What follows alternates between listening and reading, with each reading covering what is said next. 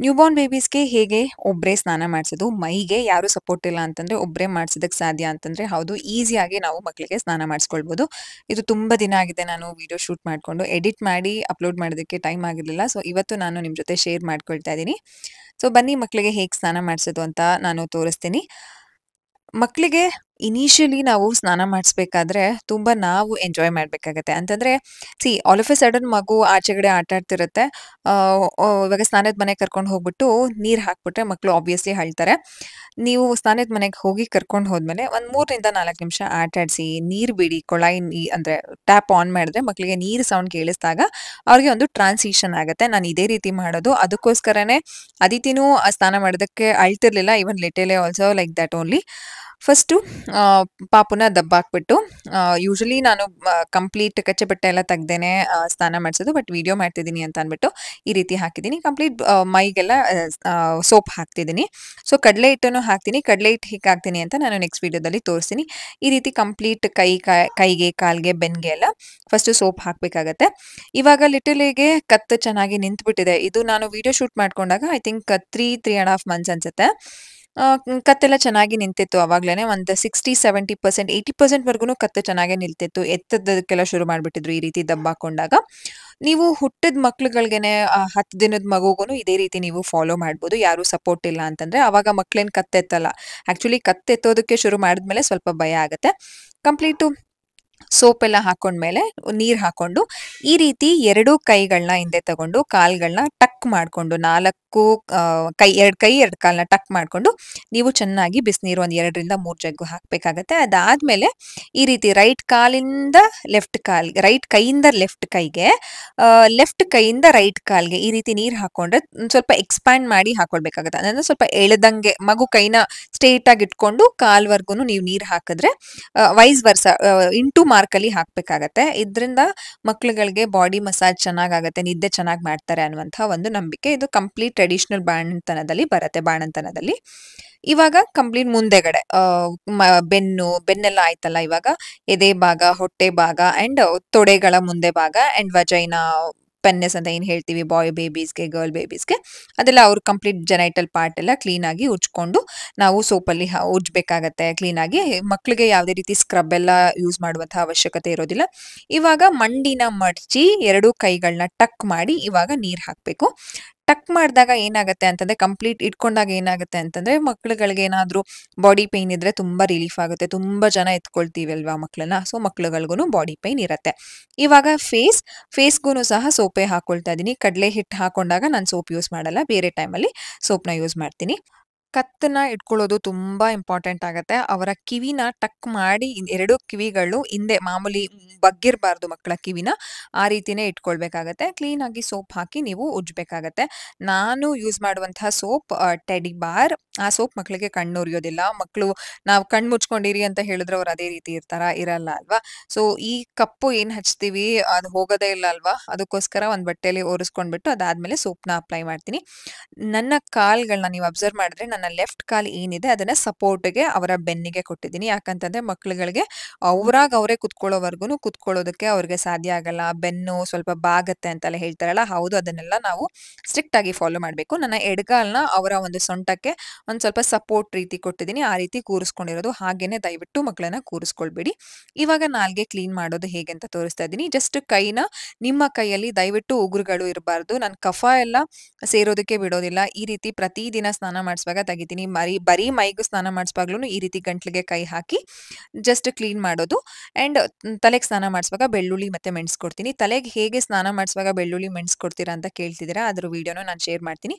ಇದು ಮೈಗೆ ಸ್ನಾನ ಮಾಡಿಸೋದನ್ನ ನಿಮ್ಗೆ ಇವತ್ತು ತೋರಿಸ್ತಾ ಇದ್ದೀನಿ. ಈ ರೀತಿ ಕಂಪ್ಲೀಟ್ ಬಾಯಿ ಎಲ್ಲ ಒರೆಸಿ ಇವಾಗ ನೆಕ್ಸ್ಟ್ ಏನು ಅಂತಂದ್ರೆ ಕಂಪ್ಲೀಟ್ ಒಂದು 2 ರಿಂದ 3 ಜಗ್ಗು ಬಿಸಿ ಬಿಸಿ ನೀರ್ನ ಮೈ ಮೇಲೆ ಹಾಕೊಳ್ತೀನಿ. ಮಕ್ಕಳಿಗೆ ತುಂಬಾ ಬಾಡಿ ಪೇನ್ ಇರುತ್ತೆ. ಆ ಬಾಡಿ ಪೇನ್ ರಿಲೀಫ್ ಆದ್ರೇನೆ ಮಕ್ಕಳು ತುಂಬಾ ಚೆನ್ನಾಗಿ ಆ ನಿದ್ದೆ ಮಾಡ್ತಾರೆ. ಇವಾಗ ದೃಷ್ಟಿ ತೆಗೆದ್ಬಿಡೋದು. ಒಂದು ಅರ್ಧ ಜಗ್ಗು ನೀರು ತಗೊಂಡು ಮೇಲ್ಗಡೆಯಿಂದ ಕೆಳಗಡೆ ನೀರು ಇಳಿಸ್ಬಿಟ್ಟು ನಾವು ದೃಷ್ಟಿ ತೆಗಿಯೋದ್ರಿಂದ ಮಕ್ಕಳಿಗೆ ದೃಷ್ಟಿ ಹೋಗುತ್ತೆ. ಯಾವುದೇ ರೀತಿ ದೃಷ್ಟಿ ಆಗಲ್ಲ ಅನ್ನುವಂತಹ ನಂಬಿಕೆ. ಇದೂನು ಒಂದು ಟ್ರೆಡಿಷನಲ್ ಬಾಣಂತನದಲ್ಲೇ ಬರುತ್ತೆ. ನಾನು ಅದನ್ನ ಈಗ್ಲೂನು ಅದಿತಿಗೆ ಫಾಲೋ ಮಾಡ್ತೀನಿ. ಪ್ರತಿದಿನ ಅದಿತಿಗೆ ಸ್ನಾನ ಮಾಡಿಸುವಾಗ ಅದೇನೋ ಮಾಡ್ಲಿಲ್ಲ ಅದೊಂಥರ ಟ್ಯೂನ್ ಆಗ್ಬಿಟ್ಟಿದೆ ನಂಗೆ. ಸ್ನಾನ ಮಾಡ್ಸ್ ಅಂದ್ರೆ ಸ್ನಾನದ ಮನೆಯಿಂದ ಬರೋದಕ್ಕಿಂತ ಮುಂಚೆ ಆ ರೀತಿ ದೃಷ್ಟಿ ತೆಗೆದ್ಬಿಟ್ಟು ಕರ್ಕೊಂಡ್ ಬರೋದು. ಇವಾಗ ಟವಲ್‌ನ ಮುಂಚೆನೆ ಎಲ್ಲಾನು ರೆಡಿ ಮಾಡಿ ಇಟ್ಕೊಂಡಿರ್ತೀನಿ.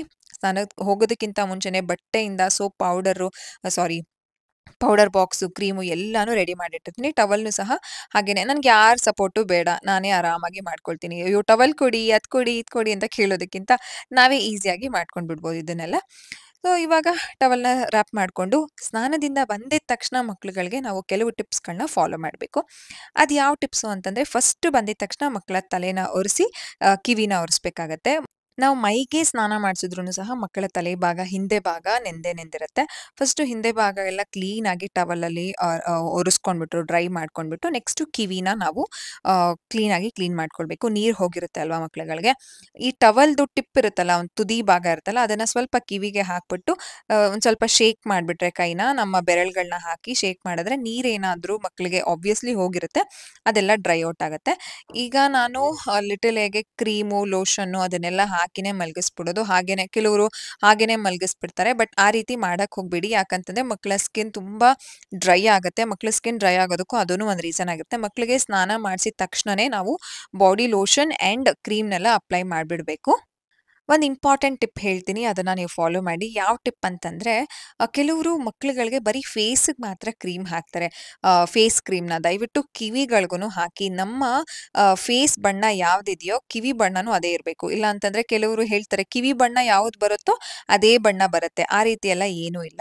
ದಯವಿಟ್ಟು ಮಗುವಿನ ಒಂದು ಕಿವಿಗೂನು ಸಹ ನೀವು ಪ್ರಾಮಿನೆನ್ಸ್‌ನ ಕೊಡಿ. ಕಂಪ್ಲೀಟ್ ನಾನ್ ಬಾಡಿ ಲೋಷನ್‌ನ ಬಾಡಿ ಕಂಪ್ಲೀಟ್ ಎಲ್ಲಾ ಕಡೆನೂ ಹಾಕ್ತೀನಿ. ಅವರ ಬಮ್ ಇರ್ಬೋದು, ಬೆನ್ನು ಎಲ್ಲದಕ್ಕೂನು ಹಾಕಿ ಬಾಡಿ ಲೋಷನ್. ಅದಾದ್ಮೇಲೆ ಫೇಸ್‌ಗೆ ನಾನು ಕ್ರೀಮ್ ಹಾಕೋದು. ಅದಿತಿ ಅಂಡ್ ಲಿಟಲ್ ಎ ತುಂಬಾ ಸ್ವೆಟ್ ಆಗ್ತಾರೆ. ಅದಕ್ಕೋಸ್ಕರ ಅವ್ರಿಗೆ ಕಂಕ್ಳು ಅಂತ ಏನ್ ಹೇಳ್ತೀವಿ, ಅಂಡರ್ ಆರ್ಮ್ಸು ಮತ್ತು ಕತ್ತು ಅದಕ್ಕೆಲ್ಲ ಸ್ವಲ್ಪ ಸ್ವಲ್ಪ ಈ ರೀತಿ ಬೆರಳಲ್ಲಿ ಪೌಡರ್‌ನ ಎತ್ಕೊಂಡು ಟ್ಯಾಪ್ ಟ್ಯಾಪ್ ಮಾಡ್ತೀನಿ. ತುಂಬಾ ಈ ಮಂತ್ರವಾದಿಗಳು ಹಾಕ್ತಾರಲ್ಲ, ಆ ರೀತಿ ಎಲ್ಲ ನಾನು ಡಸ್ಟ್ ಎಲ್ಲ ಮಾಡಕ್ ಹೋಗಲ್ಲ. ಅದು ತುಂಬಾ ಇನ್ಹೇಲ್ ಮಾಡಬಾರ್ದು ಮಕ್ಳು ಪೌಡರ್ಸ್‌ನ. ಅದು ಕೆಟ್ಟದು. ಅದಕ್ಕೋಸ್ಕರ ಅವರ ವೆಜೈನಾ ಏನಿದೆ ಅಲ್ಲಿಗೆಲ್ಲ ಕಂಪ್ಲೀಟ್ ಪೌಡರ್‌ನ ಹಾಕಿ ನಾನು ಕ್ಯಾಮ್ರಾ ಇದೆ ಅಂತ ನೋಡೇ ಇರ್ಲಿಲ್ಲ. ಆಮೇಲೆ ಅಯ್ಯೋ! ಶಾಕ್ ಆಗೋಯ್ತು. ಅವ್ರು ದೊಡ್ಡವರಾದ್ಮೇಲೆ ಕೇಳ್ಬಾರ್ದಲ್ವಾ, "ಅಮ್ಮ ನನ್ನನ್ನ ಯಾಕಮ್ಮ ಹಿಂಗೆಲ್ಲ ತೋರ್ಸಿದೀರಾ?" ಅಂತ. ಅದಕ್ಕೋಸ್ಕರ ನಂಗೆ ನಗು ಬಂದ್ಬಿಡ್ತು. ಇವಾಗ ಕ್ರೀಮ್‌ನ ಅಪ್ಲೈ ಮಾಡ್ತಿದ್ದೀನಿ. ಈ ರೀತಿ ಸ್ನಾನ ಮಾಡ್ಸಿದ ತಕ್ಷಣ ಅವ್ರಿಗೆ ತುಂಬಾ ನಿದ್ದೆ ಬಂದ್ಬಿಟ್ಟಿರುತ್ತೆ ಲಿಟಲ್‌ಗೆ. ಶೀಲ್ ಬಿ ಬಿಟ್ ಸ್ನಾನದ ಮನೇಲಿ ಅಳಲ್ಲ, ಸ್ನಾನದಿಂದ ಬಂದ್ಮೇಲೆ ಅಳ್ತಿರ್ತಾರೆ. ಸ್ನಾನದ ಮನೇಲಂತೂ ನಾನು ಹಾಡು ಹೇಳ್ಕೊಂಡು, ರೈಮ್ಸ್ ಹೇಳ್ಕೊಂಡು ಏನೇನೋ ಮಾತಾಡ್ತಾನೆ ಇರ್ತೀನಿ. ಈವನ್ ನೀವ್ ಅಬ್ಸರ್ವ್ ಮಾಡ್ಬೋದು ವಿಡಿಯೋದಲ್ಲಿ ನನ್ ಬಾಯಂತೂ ಮುಚ್ಚೋದೇ ಇಲ್ಲ. ಏನಾದ್ರೂ ಮಾತಾಡ್ತಾನೆ ಇರ್ತೀನಿ. ಪಾಪ ಇಬ್ರು ಟ್ಯೂನ್ ಆಗ್ಬಿಟ್ಟಿದ್ದಾರೆ ಮಾತ್ ಕೇಳಿಸ್ಕೊಂಡು. ಸೊ ಕಂಪ್ಲೀಟ್ ಕ್ರೀಮ್‌ನೆಲ್ಲ ಅಪ್ಲೈ ಮಾಡಿದ್ಮೇಲೆ ಇವಾಗ ಫೀಡ್ ಮಾಡಿಸ್ತೀನಿ. ಸೊ ಒಬ್ರೇ ಹೇಗೆ ಸಪೋರ್ಟ್ ಇಲ್ದೇನೆ ಹೇಗೆ ಸ್ನಾನ ಮಾಡ್ಸೋದು ಈಸಿನಾ ಅಂತಂದ್ರೆ ಖಂಡಿತವಾಗ್ಲೂ ಈಸಿ. ತುಂಬಾ ಈಸಿಯಾಗಿ ಸ್ನಾನ ಮಾಡಿಸ್ಬೋದು. ಬಟ್ ಮೇಕ್ ಶ್ಯೂರ್ ಮಗು ಜಾರದೇ ಇರೋ ರೀತಿ ಎಣ್ಣೆ ಎಲ್ಲ ಹಾಕ್ದಾಗ ದಯವಿಟ್ಟು ಹುಷಾರಾಗಿ ನೋಡ್ಕೊಳ್ಳಿ. ಅಂಡ್ ನಿಮ್ ಕಾಲ್ ಹತ್ರ ಒಂದ್ ಸಪೋರ್ಟ್‌ಗೆ ಏನಾದ್ರೂ ಒಂದ್ ಮರದ ತುಂಡು ಇಟ್ಕೊಳ್ಬೋದು. ಬಟ್ ನನಗೆ ಮರದ ತುಂಡು ಇಟ್ಕೊಂಡಾಗ ಸ್ವಲ್ಪ ಜಾರ್ತಿತ್ತು. ಅದಕ್ಕೋಸ್ಕರ ನಾನು ಕಾಲು ನಮ್ಮ ಹೆಬ್ಬೆರಳು ಏನಿದೆಯೋ ಅದನ್ನ ಎರಡನ್ನೂ ಕ್ಲೀನಾಗಿ ಟಕ್ ಮಾಡ್ಕೊಂಡ್ ಬಿಡ್ತೀನಿ. ಸೊ ಈಸಿಯಾಗಿ ಅದೇನು ಕಾಲೇನು ಮಧ್ಯ ಜಾಗ ಇರೋದಿಲ್ಲ. ಮಗು ತೂರ್ ಬಿಡುತ್ತೆ ಅನ್ನೋ ಭಯ ಏನಿಲ್ಲ. ಎಲ್ಲಾನು ಧೈರ್ಯ ಎಲ್ಲ ಆಗುತ್ತೆ ಅಂತಂದ್ರೆ ಎಲ್ಲ ಆಗುತ್ತೆ. ಅಯ್ಯೋ! ನನಗ್ ಬರಲ್ಲ ಅಂತಂದ್ರೆ ಯಾವ್ದೂನು ಬರಲ್ಲ. ನಮ್ ಮಕ್ಳು ನಮ್ ಜವಾಬ್ದಾರಿ. ಸಪೋರ್ಟ್ ಇದ್ರೆ ತಗೊಳ್ಳಿ. ಒಳ್ಳೆ ರೀತಿಯಲ್ಲಿ ಸಪೋರ್ಟ್ ಮಾಡ್ತಿದಾರಾ? ಯಾವತ್ತೂ ಹಂಗ್ಸಲ್ವಾ ಅವ್ರು? ಅಂತವ್ರ ಹತ್ರ ಮಾತ್ರ ತಗೊಳ್ಳಿ. ಇಲ್ಲ ಅಂತಂದ್ರೆ ಯಾವತ್ತೂ ತಗೊಳಕ್ ಹೋಗ್ಬೇಡಿ. ನಾವ್ ಯಾವ್ದನ್ನು ಟ್ರೈ ಮಾಡಿಲ್ಲ ಅಂತಂದ್ರೆ ಬರಲ್ಲ. ನಾನೇನ್ ಎಕ್ಸ್‌ಪರ್ಟಾ? ಇಲ್ಲ. ನಾನುನು ಭಯದಿಂದನೇ ಎಲ್ಲ ಶುರು ಮಾಡಿದ್ದು. ಇವಾಗ ಎಷ್ಟೇ ಪುಟ್ಟ ಮಕ್ಳುಗಳ್ಗೂನು ಸ್ನಾನ ಮಾಡ್ಸೋದಕ್ಕೆ ಧೈರ್ಯ ಇದೆ. ಎಲ್ಲಾನು ನಮ್ ಧೈರ್ಯದ ಮೇಲೆ ಡಿಪೆಂಡ್ ಆಗಿರುತ್ತೆ.